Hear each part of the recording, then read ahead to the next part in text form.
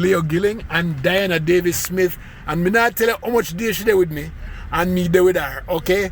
But, oh, I don't mean dead with. Me mean... So they understand you, they have to explain. Aye! Everybody understand. We downtown Kingston, close to the Ministry of Education, but right over across the street at the National Heroes Circle. If I'm saying that the wrong way, Dianna, help me out, okay? The name the National, okay, National Heroes Circle. Names are so name now. All right. Woolman's Boys School on the other side. The Woolman's Boys over here, sir. So one of the Woolman's picked there. All right. So Dianna promised dearly yesterday that she was going to take me to National Heroes Circle, right? Now, she says she wants to take me to where the heroes are buried and all that. And do you know what Dianna did today? She drove me down to where the crab them and the corn there figure eat. And all I want to go and see is the people them were buried down that hero circle. I don't know which part she get from for her stomach that I want crab and corn, right? Oh, then everybody come at hero circle, come for crab and corn. Nobody not come for go a monument. So when me see her pass the place, me say, when me pass the place I go, she want to eat crab and corn. Anyway, I am so happy to be here with her again today. We look like a whole bunch of people over there. I mean, never know. Park over there. Oh, them park over there. They're not attend the thing. Them just park over there. So Dan says this is a very interesting tour. So I am looking forward to this tour today because I have never been inside the walls or inside the fences or the iron gates of the National Heroes Circle. I never even know which part of Bustamante them bury him, you know. So she said there's a lot of reading to take place, and that me want to see. Because to me this is just one piece of grassy place and thing, but she says there's a lot more stuff to be learned over here. So I'm looking forward. So stay with me. I don't even know if she knows where she go. Yeah, we're heading into that area over there. Okay. Behind that fence. Oh, so why we have to park so far? Because then have no more authorized parking nowhere else, and we're now going to do nothing unauthorized. Oh, okay. I see. All right. So we are going to walk far. Yeah. Okay. All right. Cool. So give me a minute. So this is National Hero Circle, and this is what Dianna Davis looks like. You see? You see? Lord. All right. So, you know, I always just see this as a little grassy, dirty, yeah. Yes. And so you know, she wants to prove me wrong today, and I'm going. I see a mango tree. Is that a mango tree? What is it? In the National Heroes Park. Mr. Woolley Park garland, you know, garland and stuff. But I'm game. I'm game for today. More than just this trashy place. Yes, she says it's far more than this trashy place. But Swan Road, they don't understand why she can't drive on the road. Why me have to walk so far if you come down here? So? Exercise is good for you. Sure, I walk enough America, man. When I come to Jamaica, I want to relax. I don't want tired. Oh, well, I see one flag. I see one Jamaican flag already. Okay, all right. So give me 1 second. Say it now. Say where I say all these monuments that are built in honor of those persons who are buried behind these fences. So let's come and enjoy. People just come and sit down and chit chat. Okay. A nice little place to chill. I visited a couple times with the kids just to show them and visitors. So let me ask you this: what kind of people bury here? People like me and you. Miracle! Lord have mercy. That means I'm not come back out. Well, they have a monument to celebrate Marcus Messiah Garvey. They bury Michael Manley. Norman, I think, is over here as well. But look here, we're 2 shakes from it now. So all right. I'm tired. That's why. There's something why you tell me from before me go down there. You know? Go back to the car, yeah? Me no want to go back to the car, man. What can I think this, man? So when I go back so far, you go back, go get the car. No, sir. There's a Ministry of Labour office over there, so the Ministry of Finance. Ministry of Finance, Ministry of Labor. Ministry of Education. Ministry of Education. A lot of the parking probably. So this, over here. so that's why they want to bring the Parliament down here. So I mean, I have my own. thoughts about that, right? Yeah. Okay. All right. We think that we need road and we need school and we need tablet and we need internet for all people across Jamaica before we need Parliament. Okay. All right. But Oh, see, pretty party. Oh my God. so. It's pretty. Oh, them have pretty You party. like them very toots and all of them people over here. And Dennis Brown and the people there, right? So I want to see all of that. Right, Yes. but make we look at the big people. The big first. people in first. All right. So we want to see the big people in first, and then we're going to look on the little We bit. have the big monument. So.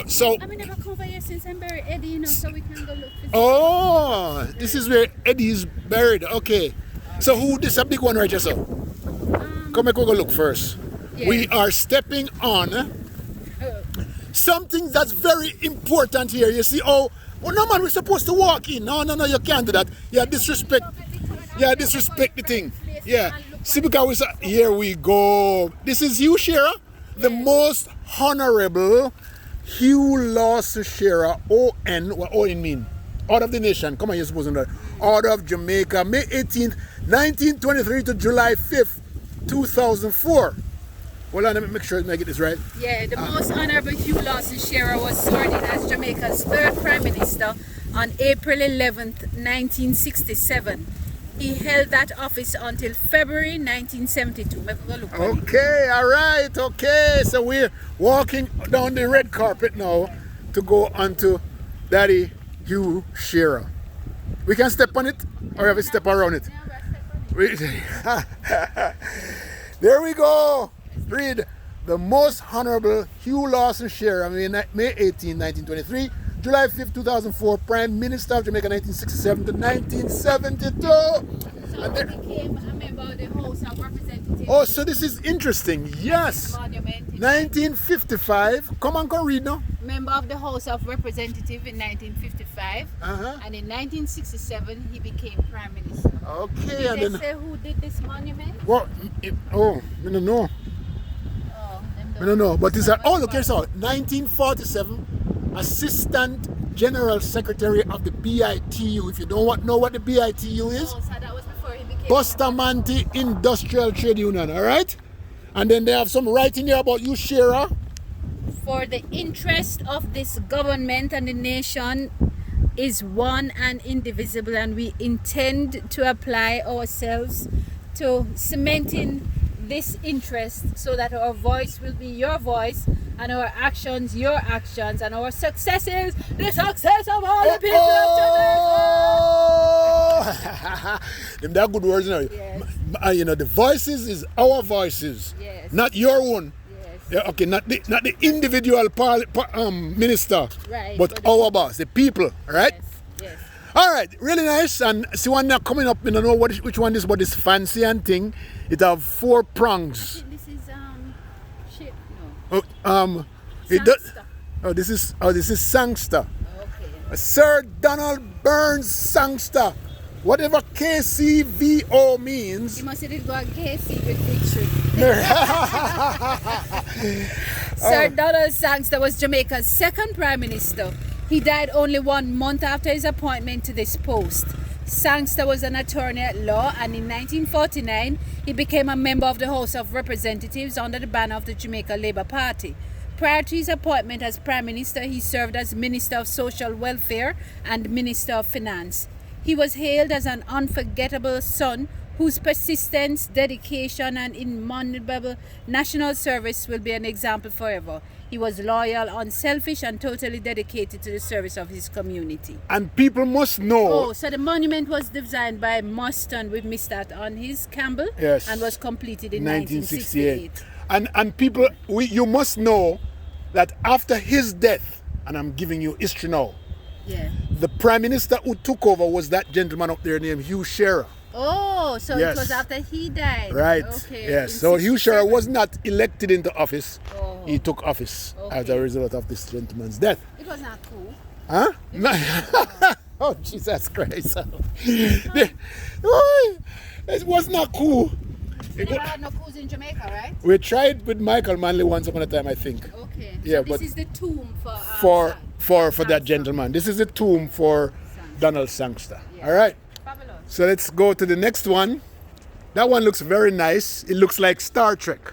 Yeah, I love that one. That's my favorite one. Yeah? No, this is my second favorite. My other favorite inside. Okay. This one is fabulous. It's very nice walkway. And it just futuristic and it. Oh, this is Michael Manley. No wonder it looks so futuristic. Oh, they created something for Michael. That's no Michael Hugh Shearer Manley or something. No middle name. Just Michael Manley. I can just keep things them short. Michael Manley, 1924 to 1997, Prime Minister of Jamaica, 1972 to 1980, and 1989 to 1992. The more I have thought about the morality of the politics, the more there has emerged for me a single touchstone of right and wrong, and the touchstone is to be found in the nation of equality. Boy, I tell you, when I see the Michael Manley, the reincarnation of Michael Manley just a while ago, Jesus and peace, what's wrong with us now? You take out too much energy. He says, therefore, I suggest that a society is egalitarian when every single member feels instinctively, unhesitantly, and unreservedly that his or her essential worth is recognized and that there is a foundation of rights upon which his or her interests can be safely rest. Lord of mercy, that's a lot of energy for true. Because you have to say it like him. Yes, at least. Bring it out, right? I wonder if his daughter or anybody had to do with this piece. It's really, it's an indication of who he was. He's forward-thinking Michael Manley. Yes. And right? this was done, the monument was designed by Mark and Susan Taylor, and it's called Touchstone of Equality. Wow. Very nice, really nice. And that's a measure of a man. Yes. That's the measure of who he is, or he was. All right. So now we come to the heroes. So, okay, they're not a hero. Them they're just prime ministers. And there are people there. But which part of the Seaga there? You should out this too. Yeah, I'm supposed to be somewhere. Okay. All right. National Heroes Park. So read this, no? You don't have to read. You don't have to read it like Michael Manley. No, you just read. We have the right excellency Norman Manley over that side, and then over the other side we have Alexander. Then we have excellent to the Maroons. Then we have Marcus Garvey. See them here? See them? Oh, these are the locations. Yes. Okay. And they have George close to Paul. They have the bandstand, and there's an eternal flame. And at this hour, but where's Dennis Brown and Bob Marley? Okay, they wanna. I thought they were heroes. Okay. All right. Okay. Oh, who's that one? Bogle and Gordon. Bogle and Gordon together because them dead close to each other to them get locked up and thing. All right. 1865. 400 black people from St. Thomas dead. What's the lunch? Oh no, eat over there. Maybe some. I don't know. All right, so but it's a nice place to come hang out. It looks like right shade trees. The trees are shady. If you have never been over here, it's a good time to come and look because it's welcoming. It's not scary. You don't feel like duppy over here at all. Enough white rum there. Enough white rum. Enough white rum there. All right, so we're gonna go the right entrance. Okay, don't bust up the thing. All right, here is. Okay. Oh, that one they look old-fashioned and. In memory of the men of Jamaica who fell. They need to fix the woman them too. Who fell in the Great War. Okay. The woman ain't got a war. No woman ain't got a war there. All right. It says, their name liveth forevermore. How long do you say that word, evermore? It biblical, evermore? Or it's just national? I think it's very English. It's English. Kind of mid-English kind of thing. And up here, so it says, in memory of the men. Oh, yes, you read that already. All right, great. The wars were 1914 to 1918. I think that's World War One. Oh, 1939 to 1945. Okay, 1914 to 1918. That's World War One. 1939 to 45. That's World War Two. Where is the Leo, where is the Iraq War? Just nobody. Are you blocking it? I am. Can they see it? Yeah, man, they can see it.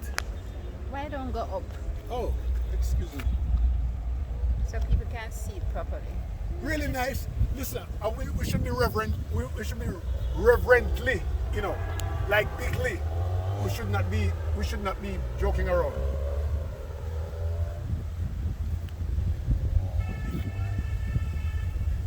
Fabulous. Oh my God. All right, so the next one coming up then is we have Norman Manley right over here. His name is the Right Excellent Norman Manley. I thought his name had a Washington in there. July 4th, 1893 to September 2, 1969. And I remember his death as a 9-year-old. Oh, Norman really? Washington Manley. I was right. Okay. Norman Washington Manley was a distinguished statesman, lawyer of the universal acclaim, visionary, stalwart, and a man of unquestionable integrity. He was the father of the nationalist movement, founder of the People's National Party, and the main architect of the new Jamaica. He strove valiantly for manhood. Oh, sorry, it's not manhood, it's nationhood. Yeah. Nationhood, and played a major role in the steps forward to political autonomy. That's the 1962 independence. So let's go down. Oh, you have to go down. To Yes, go yes. into- This Oh, is. wow. I love this piece. Excellent. And this says it has a star on it. Look at the star. Do you see the star on top of the sepulchre? Yeah. All right, and then down here, it's the Right Excellent Norman Washington Manley, QCMM, whatever that means. July 4th, 1893 to September 2nd.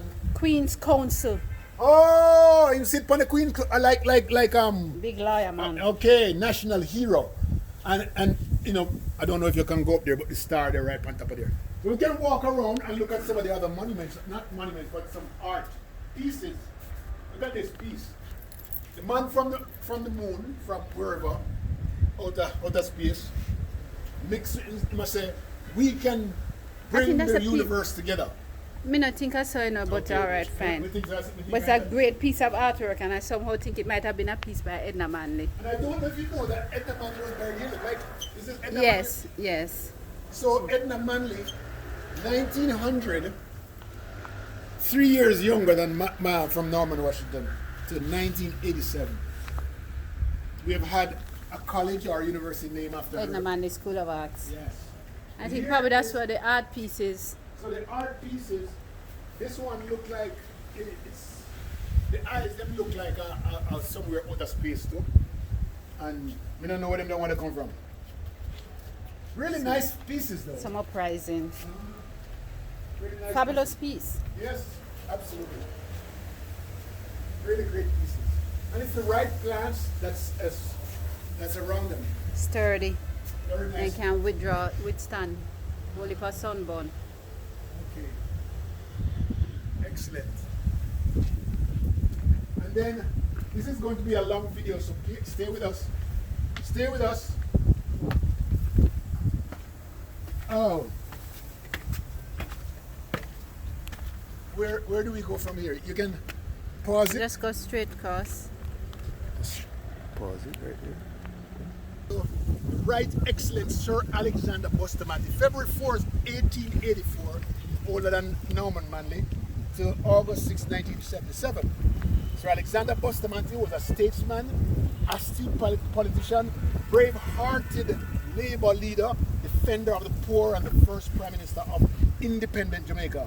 He was one of the prime architects of modern Jamaica and a founder of the Jamaica Labour Party. Bustamante traversed the island, encouraging the burden to shake off the shackles of oppression. He was the undisputed champion of the working class and advocated the cause of the masses. Oh my gosh. Excellent. You know, you can't do better than respect the people like Bustamante and Norman Manley who actually started the whole independent movement, who are credited with the whole independent movement from 1958 to 1962. They worked really, really hard to get England out of Jamaica. Well, it's still not done yet, don't. So we're going to go up to his monument right now and let's look at it. Even though you didn't walk the right path, on this street, right? So we have both Lady Bustamante and Sir Alexander Bustamante. We always say Sir Alexander, William Alexander Bustamante, KT, PC, GBE, whatever they mean, February 24th, 1884 to August 6th. Oh, Independence Day. What a man! Oh, national hero. Most Honorable Lady Bustamante, ONOJ 83, 1912 to 2009. So she lived a long time. She did. Wow. She lived through, let me see, how much wars she lived through? 1914, 1945, 1972. She lived through three big wars. Oh, great. And you can come sit down. I sit down, Paddy Master. Sit down, Paddy Leo. Sit down, Bob Buster. No. We are still put me for. But this is actually a very, look at this. You hear the acoustics? Yes. It's like I have a mic in front of me. It's true. Oh wow, that's nice. Really nice. Really. And look at the flowers. Look over there. Very nice job. Very nice job. I'm respectful of this country to honor its elders and its leaders, so that they sit here as models. And we need to take some more time to come and look at this. We need to come here a little bit more and know a little bit more about our prime ministers, our national heroes. And we have some other guys who could be national heroes. You know, Dennis Brown, Bob, and they work their butts off too in making what we are enjoying today as reggae music. You know what do you think? So we're gonna go over to where's Sharpe? Where's There's some. over here? And Nanny, where's Nanny? I want to see Nanny's over that side. I need to see Nanny. Nanny is my friend.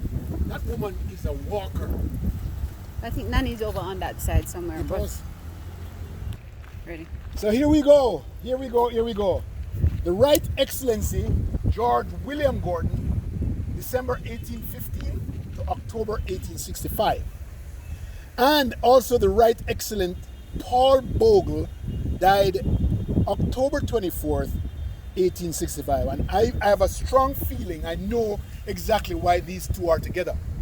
Because they fought together in the same battle. And then died one day after each other. And died one day after each other, right? Both hung. Yeah. But not before they made a big stink about the freedom of the people, the black race here in the. Let's read here a little bit. George William Gordon and Paul Bogle emerged as defenders of the rights of the unprivileged during the 1865 period. Gordon, the son of a slave mother and Scottish planter, was the champion of the poor and oppressed, despite earning the wrath of the political dictatorate. As a member of the local assembly, he staunchly defended the rights of the unprivileged and urged them to resist strongly the oppression and unjust conditions of the time. He was also deeply religious and started an independent Baptist organization, opening the chapels in the countryside and ordaining deacons.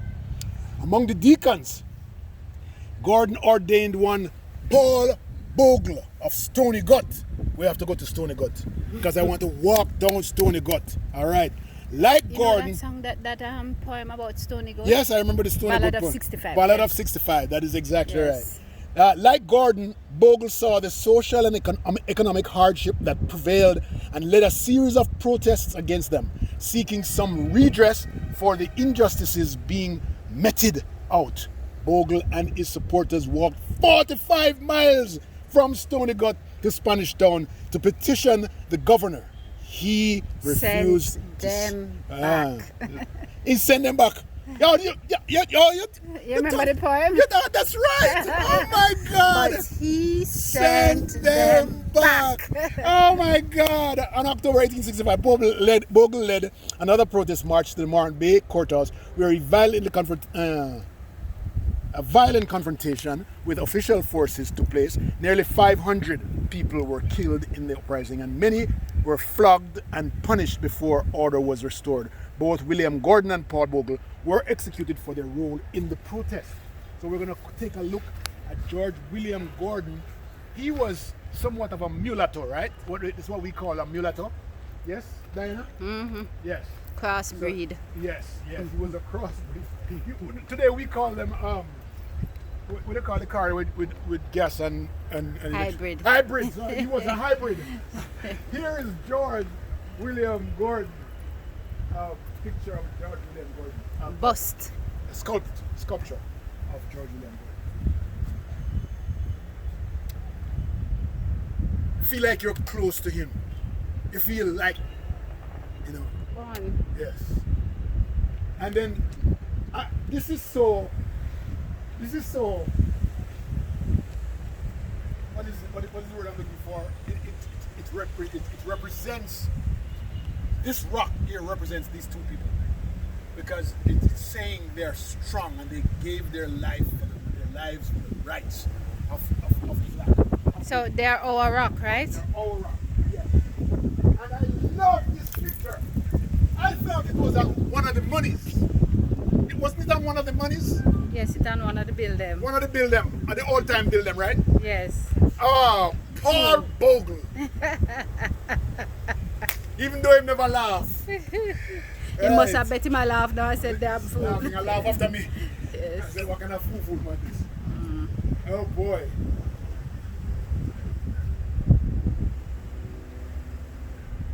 Paul Bogle. Pause.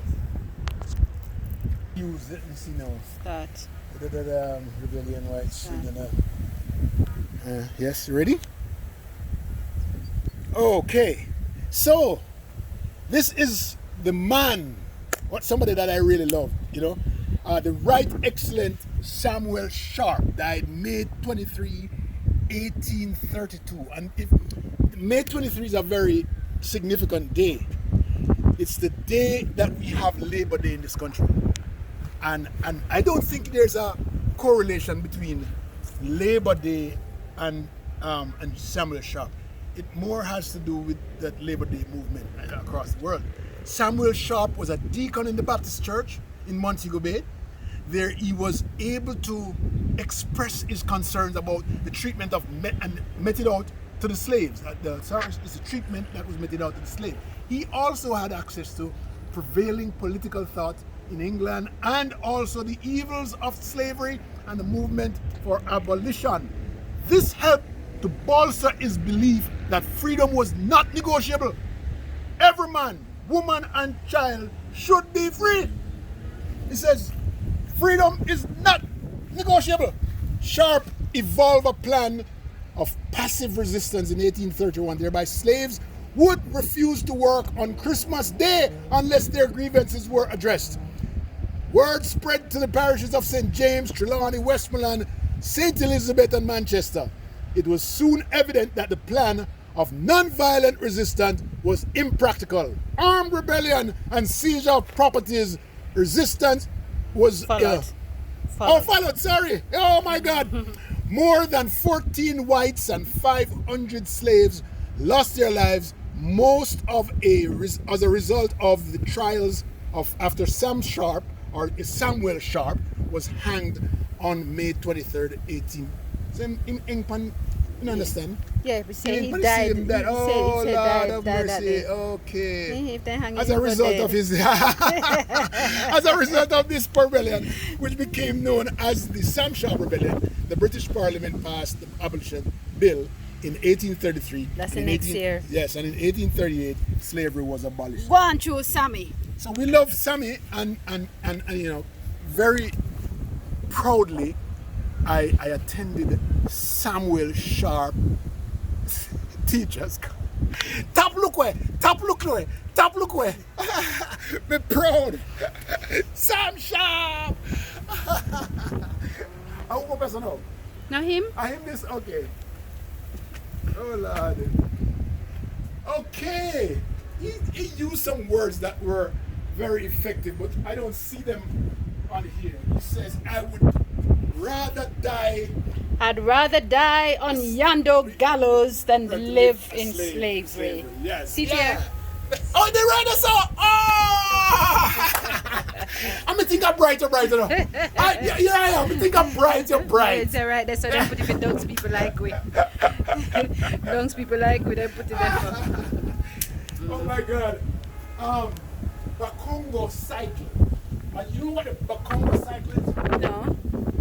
It says passage earth and sky, life and death, transition of ever recurring, bound in suspension, free, non-closure. The Bakongo cycle means that death and life and everything is one big cycle. Okay. So this is what this is. Just keep up. Oh, so that's what this is about? The whole cycle. Oh, okay. Everything interconnected. Everything connected. Okay, that's great. Give it to Daddy Sharpe. He understood that. He says, freedom is non-negotiable. Excellent words. I'd rather die on yonder's gallows. than to live in slavery. A monument to the right, excellent Nanny of the Maroons. Nanny was leader of the Maroons at the beginning of the 18th century.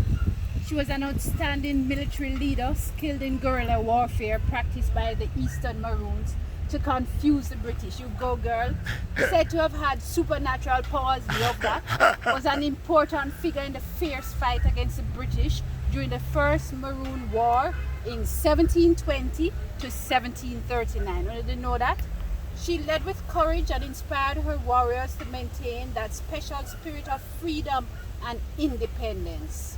The monument was designed by Compass Workshop Limited and was dedicated on October 14th, 1999. See, police soldier man, I'll do that. Oh, okay. You know, she's known to be the most strategic of all of these heroes. Yes. She's way past. She was an outstanding military leader. Yes. Killed in guerrilla warfare. Yes. Practiced against the British, who were supposed to be the thing. Yeah, man. She was declared a national hero in 1975. Every time I read about her, I think about her, I am reminded of Houston. What was his name? Samuel Houston, who took Texas from the Mexicans. Very patient, very strategic, and it was really. If you ever watch the movie, most of them died. Most of the guys who actually fought for Texas, they died in a particular space. But their work, their dedication, is just like that of Nanny, who fought for freedom. Really nice. All right. So this is the monument that celebrates Nanny. And you notice all the abeng. Yes, I saw the abeng. I can't put it up in the sun, but the abeng is up there. Right? Maroons call the abeng. Abeng. You know, breathe courage. Confidence. The abeng resonates it echoes. It's a drum. It's a rhythm of the Blue Mountains. Okay, so this is a replica of a drum type thing. Yeah, so this is a drum. Oh, this is a drum. So you're having all the echoes and things. I suppose this is how they're sending out the message. Leo, you don't hear me? Yes. Leo. Yes. Oh my God. Consultants Berkeley and Spence Foreman Chung, who designers were the Compass Workshop Limited, the Jamaica National Heritage Trust, the people of Jamaica. That put this all together. Dedicated to the right, excellent Nanny of the Windward Maroons. Declared National Heroine of Jamaica in 1970. So no, me not like the word heroine because it make it too woman. A hero. She a hero. Maroons call the abeng, resonates, involute, echo, drum, rhythm of the Blue Mountains. Female warrior, rebel leader. I love that. Yes. female Warrior, rebel leader, and tactician. You see, yes. Who by Force and personality of personality and oath of loyalty. Oh my God, strong words. I love those. At least they did justice to those words. Personality. Since we don't have no image of Nanny, but Yes. this is just totally fabulous. Yes, I like it. Drawbench, literally The only thing we want them to do is take out the word the heroine out of it and put in hero. Alright, That's so stronger. let's call her Hero. So she was declared a national heroine by them. Yes, Then Leo I called said her it. Hero. Yes, that stronger. That stronger. And I like the circular. And everything is circular. Yes. Very nice. Yeah, I'm gonna come right back. Yes, yes.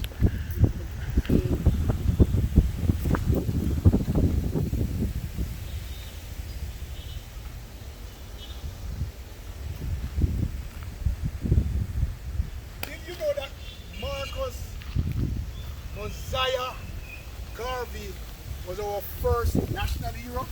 Really? Lie. Did you know that this man had an organization with over 2 million members just in the United States and 8 million around the world? On Twitter? And there was no Twitter nor Facebook. 1918 to 1923, there was no Twitter, no Facebook, no GPS, and he had membership through his organization of 2 million in the United States. Right now, I am a part of a group of individuals, interested individuals, who want to exonerate this righteous man here, to exonerate him because he was targeted by the FBI back in 1923-24 and was brought to prison for something that nobody knows how prison for. They call it mail fraud. Just because he announced in the paper that he was buying a ship. You know, they say it's mail fraud. Anyway, Marcus Mosiah Garvey, let's go. What is this dog here, man? Shush. Go ahead. All right. Marcus Mosiah Garvey. It's M-O-S-I-A. And in all of our songs in the 1970s, when the 3 sevens clash or something like that, Marcus Garvey prophesied, say, oh yeah, man, I go find them back against the wall, oh yeah, it a go bitter when the right time come. Marcus, you see the big tree? Them have to give him a whole heap of Shade. Shade. Man hot. Yes, the man is the man. The man is the real man. He has taught so many people around the world greatness, how to be the best self, And I remember doing a piece, writing a piece where he and this guy by the name of Booker T. Washington was taking America by storm. He only lived in America a short time, and he created this major impact. They sent him to prison for 3 years. I think he came out in 1926, from 1923 to 1926. He came back home and did his thing. A very bright man from St. Anne. Trust me, excellent. What did they call him again? Marcus Mosiah Garvey, Jamaica's first national hero, 1887 to 1940. You can't miss him. He's all over the world. World renowned. Marcus Mosiah Garvey. He deserves all the accolades that is accorded to him. Right, excellent Marcus Mosiah Garvey, national hero, Jamaica National Heritage Trust. Trust me, this guy here, what can I say? Powerful. He has some of the wisest quotes throughout the world that people use over and over. Bob Marley uses them, or used them, the Mighty Diamonds, all of these guys use his quotes over and over to make music. Marcus Garvey. The right Marcus Garvey. Marcus Garvey prophesy, say, oh yeah, man, I go find them back against the wall. Ooh, yeah, it a go bitter when the right time come. Brap!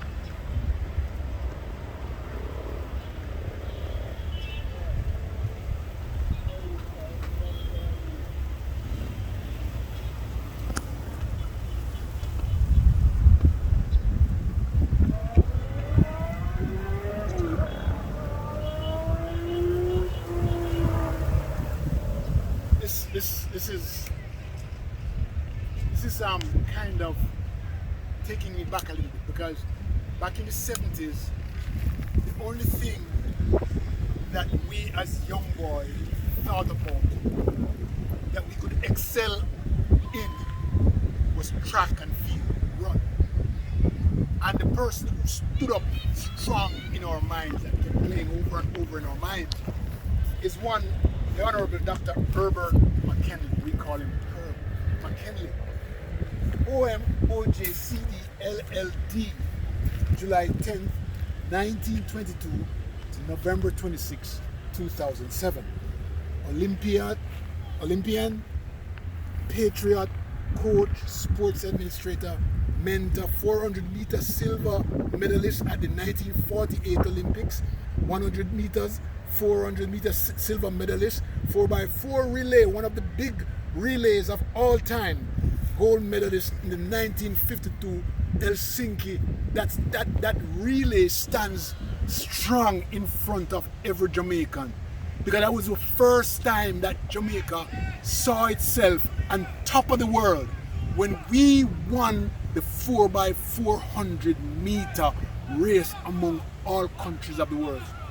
And it's so prideful when you see that race, because even though I wasn't born yet, just to know that we weren't fully independent, we didn't have a place in society, in the world for ourselves. It belonged to England, but we had that strength, and it still shows up today in Bolt and Fraser Price and all of these young Brown, VCB, Atti. Thompson, Atti, probably the world's most decorated athlete.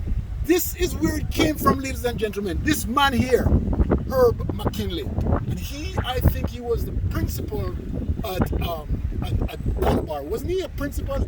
Something like that. Do you think he was the principal at Calabar? Or he was at Calabar for a long time. But Herb, well-known person, and someone that stands up strong for Jamaica, or stood up strong. Well, he still stands up strong for Jamaica. I can use the present tense. Here we have the Honorable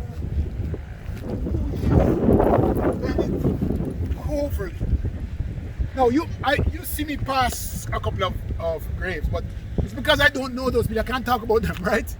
But this one, when I grew up, and the first time I turned on my TV and something Jamaican was on it, it was Ring Ding, Miss Lou, a chat patwa doing, right? And little picnic my age was all around her. Oh my God, how can you forget? Because she was the only person on TV or radio with chat patwa to us. I could feel like we belong. The Honorable Louise Bennet Coverley, OMOJ, MBE, Honorable DLLT, LITT, I'm so sorry, folklorist, poet, actress, writer, political and social commentator. She was born September 7, 1990 and died July 26, which is 2 days from now, right? Three days from now, right? It will be our birthday. Eric Winston Coverley, ODFRSA, draftsman, calligrapher, artist, impresario, and actor, July 23rd, 1911 to August 7th. But what the heck is this? 2002. That's her husband. Yeah. But everybody loves to talk about Louise Bennet. There's no Jamaican. If you have never used the name Louise Bennet in your mouth, you are not a Jamaican. It's not my word.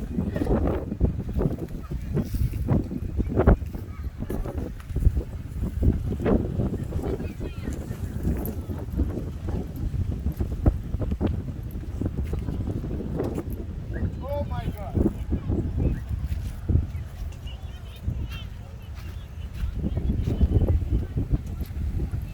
No, I have not sat on any grave yet. None of these sepulchres. But I will sit on this one because I revere this man. I love his work. I love his voice. I love what he represented. I grew up with him. When he was 12, I was about 7 or 8.